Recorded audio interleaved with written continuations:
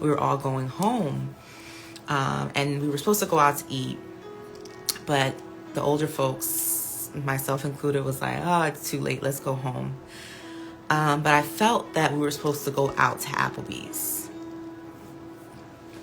So we went to Applebee's, which is where I used to go when I was in college with my college friends. But anyway, so we decided to go to Applebee's. And I just felt like we were supposed to go. And I haven't had Applebee's in I don't know how many years, but I felt this tug to go. So we get there. We have to wait, 30 minutes or whatever. So we get in our seats and we're all sitting, and it's a little tight, but we're all sitting there, and our waitress takes a little bit time to come, but she finally comes. And so I hope you can hear, but she finally comes to us, and the waitress comes to where I'm sitting. She's on my left hand side, and she looks at all of us, and she's like, "Hi, I'm your waitress. Hi guys, I'm your waitress. Would you like anything to drink?" And I turned to my left to look at her, to acknowledge what she's asking about. Do we want drinks before, as we're ordering our dinner? And as soon as I looked at her in the eyes, I felt the Lord push me back, take notice of her. And I looked at her and I heard the Lord say, she has dreams about me every single night. She has dreams about me all the time, but she doesn't have a relationship with me. And he said, and she can see into the spirit, but she doesn't understand what's happening, but she sees so well into the spirit. And she gets our drink orders, and then she walks away. And then I'm sitting there this tug on me that I have to go and speak to this girl. I have to go and tell her what God is saying. But we're in the middle of the restaurant. We're having this conversation, and I'm sitting there with the Lord just telling me all these things about this young lady. And I'm waiting for the moment, okay, God, when do you want me to go say something? Because she's a waitress. So she's running all around. She has all these different tables, and people at the table are talking to me, and I'm trying not to look weird, but I'm sitting there hearing all these things from the Lord. And finally, someone at the table was like, oh, she didn't bring me my water. So I said, perfect. I'll go and ask her, hey, you forgot to bring us one of the waters. So I get up and I walk to where she is, and I say, hey, you forgot one of our waters. And then I said, hey, another thing, this might sound crazy, but can I please share something with you? And she looks at me, she's like, sure. And I said, well, I'm a Christian. I love Jesus. And I wanted to tell you what I heard God say to me about you. And I felt like the presence of God just show up in that moment. And I said to her, Jesus is telling me that he visits you in your dreams very often. And he wants a relationship with you. He wants to know you intimately. And then she goes on to say, yeah, I have dreams about Jesus all the time. And so I started to ask her questions because I saw her name was written in Arabic. So I assumed she was Muslim. I wasn't sure. But then she went on to say that, well, one parent is Christian, one parent is Jewish. But I could tell that it wasn't a relationship with God, because God kept saying, I literally come in her dreams every night, and I want her to have a relationship with me, but it wasn't necessarily getting through to her. And so I said, can I pray with you afterwards? After she was running around. So anyways, she's shocked. She's like, yeah, I have me and my family, we have a lot of gifts. And I don't know if they're aware of what that means. But anyway, so then fast forward, we eat dinner. And then towards the end, we pay. And I started writing out a note to her, what God was saying and how he wanted a relationship with her and how much he loved her, all these different things. And so I couldn't find her for a while. And I finally gave her this note that said all these different things that God was saying. And it was such a powerful moment. She looked at me and she's like, oh my gosh, I needed this. I needed this moment. And I didn't have time to sit with her because we were all running out. But I knew that God planted a seed. And I knew that that's why God called me to Applebee's, because I don't even eat Applebee's. No offense to Applebee's, but I just haven't had Applebee's since college. And so I just felt that tug that we had to go to Applebee's that night. And it was late at night, guys. And I need to be in bed at a certain time. But we went to Applebee's, and God had this appointment set up for her. And so what I've been hearing God say was that there's going to be these dramatic conversions. I don't know if you guys see what's happening to Blac Chyna, right? She has been taking out the fillers in her face. She's going by her real name, Angela White. She recently got baptized She's been talking about, she has this tattoo on her, the Baphomet tattoo, which is a demonic tattoo. And she recently posted about it, how she took it off, how she is getting it taken off. And even in her post, she says on there how,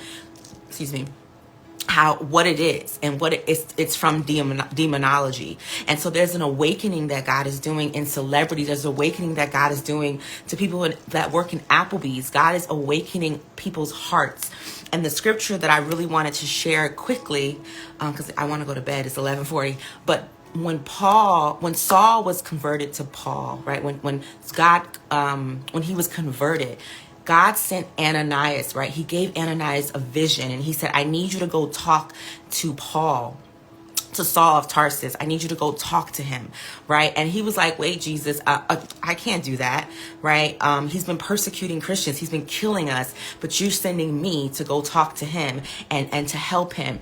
And that same way, like God is sending us, we have to wake up and respond, right? When I felt the tug of the Lord to go to Applebee's, I don't want to go to Applebee's. I don't even know why that only had to be the Lord, because I don't go to Applebee's. But I felt the tug of the Lord, and I was like, all right, let's just go, right? But there was a tug of the Lord. The same way in Acts 9, verses 10, it says, now there was a certain disciple at Damascus named Ananias. And to him the Lord said in a vision, Ananias. And he said, here I am, Lord. So the Lord said to him, arise and go to the street called Straight, and inquire of the house of Judas for one called Saul of Tarsus. For behold, he is praying. And in a vision, he has seen a man named Ananias coming in and putting his hand on him so that he might receive his sight. There are people that are waiting to receive sight. There are people that are waiting to be awakened, right? That God has been visiting, just like this young girl. Literally, I remember the Lord saying, she has dreams about me almost every night. And I was like, oh, Lord, that's cool. And the young girl, she was like, yeah, I dream about Jesus all the time. But she wasn't connecting like with relationship, but God was still knocking at her door. But he needed an Ananias. He needed someone to come in and be that confirmation, right? We carry confirmation within us. We are carriers of confirmation for those around us, for those at restaurants, for those that we're doing life with. Wherever you are, we carry confirmation, but we also have to respond, right? Ananias was like reluctant. He's like, God, this person is killing Christians. Why would you send me? That's unsafe. That makes no sense for me. And the Lord said to him, but he is a chosen vessel of the Lord. He belongs to me. Right? The same way, like when I was saying earlier, prior to this, we did a deliverance with someone. And I remember looking in the girl's eyes, a separate girl, who we were helping her walk through freedom and deliverance. And the Lord kept showing me that there's this witch that sits at her bedside, right? And she does unfortunately come from a family of witchcraft. And she professed Christianity that night, but she was not a Christian. She didn't grow up Christian, doesn't know much about Jesus.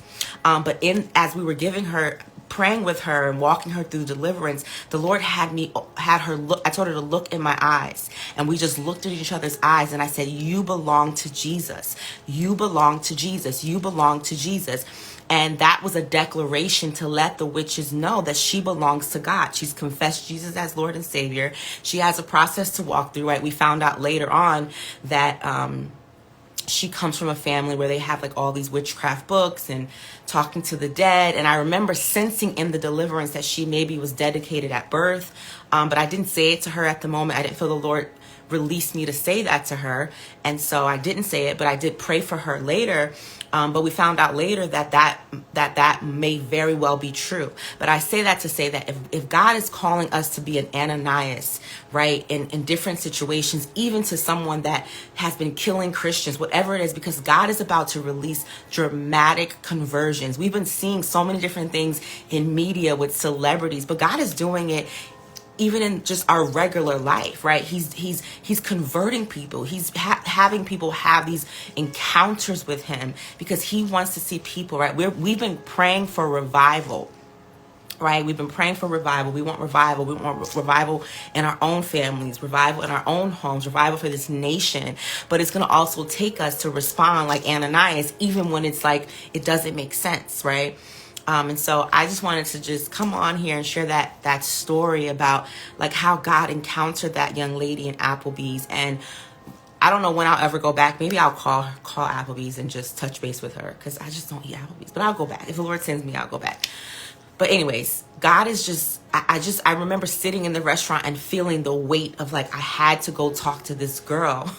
And I'm just like, what do you want me to say? How do you want me to say? And I remember just getting up and saying, hey, this is going to sound weird, but I got to tell you this because I want to be obedient to the Lord.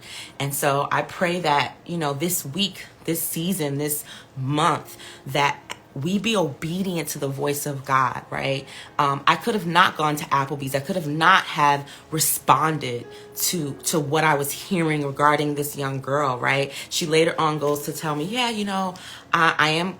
She didn't say she was Christian. She was saying different things. She kind of said she was Christian. I don't know. It was weird. But then she's like, I'm dating a Muslim guy. That is very interesting, right? When your faiths don't line up. And so that gave me insight to maybe where she was spiritually. But at the end of the day, she keeps having dreams about Jesus. Somehow Jesus is knocking at the door of her heart the same way God was knocking at the door of Saul's heart.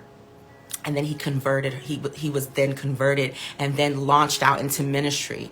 And so God, we're gonna the same way with Blac Chyna. We're gonna start to see just amazing, dramatic conversions of people that have influence, that God's going to start just showing us how he's at work. And I'm just so excited to see him do it. And I want to make sure I am obedient to the voice of God in every season, in every area, even if it feels like it's disrupting my life or what I have going on or what I'm doing. I want to be so sensitive to God's voice, to be disrupted. And although it's not a disruption, it's not an interruption, it's actually flowing in line with what God is doing and how he's moving. I want to be surrendered to God and to what he's doing. So when I felt the unction from the Lord to go to Applebee's, I want to respond to that openly. Like, okay, God, there's a reason why you're having me go to Applebee's. I don't eat Applebee's, but hey, I want to respond and surrender to what you're doing. Because yes, God could have raised someone else up to give her that word, but God sent me, and I want to respond to what God is doing in this season and in this hour, and I'm excited. So that's my story time. I didn't realize how many times I had these type of experiences, and so I guess I should start sharing them more about those moments where God will encourage us to speak, and I encourage you guys to do the same. Speak. When the Lord is speaking, speak. Because people are waiting. I remember her just being so encouraged she looked at me, she's like, oh my gosh, I needed this. Her soul needed that moment, right? So just plant those seeds. But anyways, I'm going to go because it's almost midnight and tomorrow's Monday. So remember, we carry confirmation. We carry